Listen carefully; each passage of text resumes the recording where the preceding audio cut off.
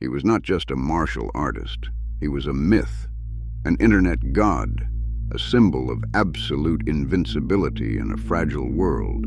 For 2 decades, we joked that time waited for him. We joked that death was afraid to approach him. We turned his name into a synonym for unstoppable force. But today, the global network is completely quiet. The endless jokes have finally stopped. The invincible man has met the one opponent no one defeats. This is Lawrence reporting. Please like this video and subscribe to the channel. The news broke quietly across the wire, a simple, devastating statement from his family.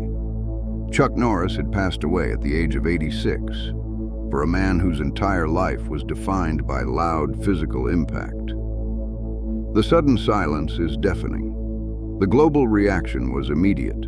A collective realization swept across social media. How did a soft-spoken kid from a dirt-poor town in Oklahoma become a global monument? How did a legitimate tournament fighter transform into a modern folk hero? The answer is not found in the roundhouse kicks. The answer is not in the blockbuster movie explosions. It is found in the deep cultural hunger for a hero who absolutely never loses. But the real story begins years earlier, long before the digital memes, long before the endless television syndication. It was the 1950s. The world was cold. The Korean War was over, but the tension remained. A young air policeman named Carlos Ray Norris was stationed at Osan Air Base. He was not a superhuman. He was just a kid. He was shy. He was physically unassuming. He walked with a quiet insecurity. But he found something in the freezing dust of South Korea. He discovered the ancient art of Tang Soo Do. He did not just practice it. He surrendered to it. He bled on the mats. He broke his own limitations. He rebuilt his frame with iron and repetition. He returned to American soil changed. He was no longer Carlos. He was Chuck. He opened schools across the state of California. He taught discipline to a restless generation. He stepped onto the tournament mats in the 1960s. The competitive martial arts scene was brutal. It was unforgiving. He did not act like a fighter. He was a weapon.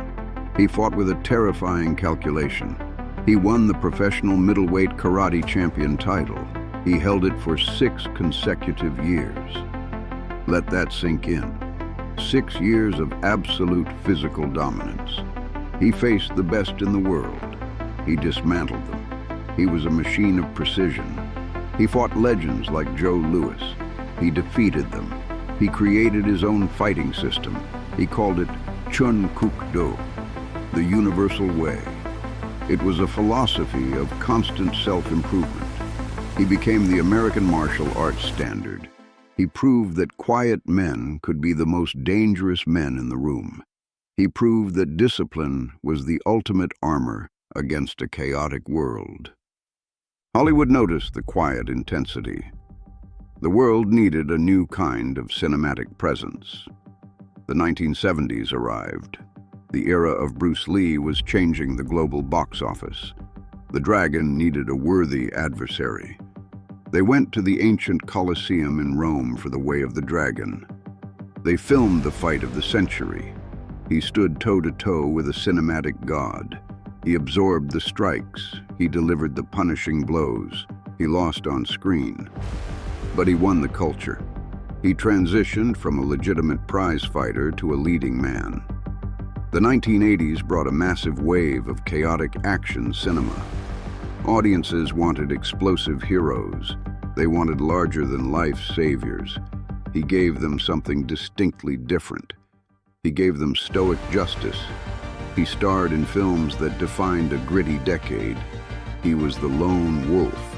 He was the missing-in-action hero pulling brothers from the jungle. He became the Delta Force commander leading the charge. He was not wearing a cape. He was wearing denim and carrying a badge. He was a veteran. He never forgot his time in uniform. He became a fierce advocate for the armed forces. He traveled to war zones. He shook hands with soldiers in the desert. He was made an honorary Marine. He embodied a specific brand of American patriotism, unapologetic, steadfast. He represented a time when heroes were clearly defined, when right and wrong were not blurred lines. The military loved him because he understood discipline. The public loved him because he projected safety. When he spoke, people listened. He did not shout. He did not have to. His presence commanded the room. Then the 1990s arrived. The cultural landscape shifted again. The movie theater experience got bigger and louder. He pivoted his strategy. He took his brand of justice to television. He became a Texas Ranger. He brought frontier morality to the modern living room. Millions of families tuned in every week. He did not rely on heavy computer-generated effects. He relied on a spinning back kick. He relied on looking a criminal dead in the eye. He became the moral compass of American television syndication. He was the tough, uncompromising father figure the culture desperately craved. He drew a line in the sand, good on one side, evil on the other. But what happens next shocked analysts. The 2000s arrived. The internet was young. It was the Wild West of digital culture. The World Wide Web needed a physical embodiment of ultimate power. It did not choose a traditional comic book superhero. It chose a retired martial artist. The facts were born. Millions of them spread across early message boards. They painted him as a titan who pushed the earth down when he did push-ups. They said he counted to infinity, twice. They claimed he could divide by zero. It was a digital phenomenon that defied logic. It was unprecedented in the history of pop culture. Sociologists studied the trend. Why him? Why did a global network of young people choose him to be the literal god of the internet? The answer is profound. Because society felt increasingly fragile. The modern world was changing too fast. Institutions were failing. People subconsciously wanted a symbol of unshakable permanence. They wanted an anchor. He became that anchor. He embraced the absurdity. He laughed with the world. He read the jokes on late-night television. He became immortal in the digital age. This is the truth behind the internet jokes. The memes were just a reflection of the profound respect society held for him. But away from the keyboards, he was just a man. He used his massive fame to build foundations. He established the Kickstart Kids program. He taught martial arts values to at-risk youth. He saved thousands of kids from the streets. He remained quiet. He remained humble. He lived on a ranch. He stayed out of the hollow Hollywood spotlight. He wrote books. He shared his faith. He was a deeply spiritual man. He believed in lifting others up. The martial arts taught him to fight. But his faith taught him how to live. This duality is what made him fascinating. He was the deadliest man in the room. But he was also the kindest. He used his strength to protect, not to bully. The contrast between the invincible digital god and the quiet mortal man was staggering.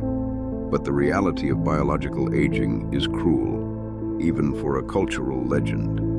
The iron body eventually breaks down. The myth permanently separates from the man. He did not pass away as a digital meme. He passed away as a husband to his wife. He passed away as a father to his 5 children. To them, he was not an internet god. He was just their anchor. Time caught up, as it strictly does for us all. The invincible man faced the final horizon. We are left looking at the massive space he occupied for 50 years. He defined an entire generation of toughness. He showed us that a quiet voice can carry a world-shaking impact. His departure leaves a permanent void in the cultural landscape. We will not see another phenomenon like him. The world is too fragmented now. He belonged to a specific time, a specific internet, a specific America that no longer exists. He is gone. But the myth remains entirely untouched. Tell us your favorite memory of him in the comments below. Let us know what he meant to you and your family. Thanks for watching.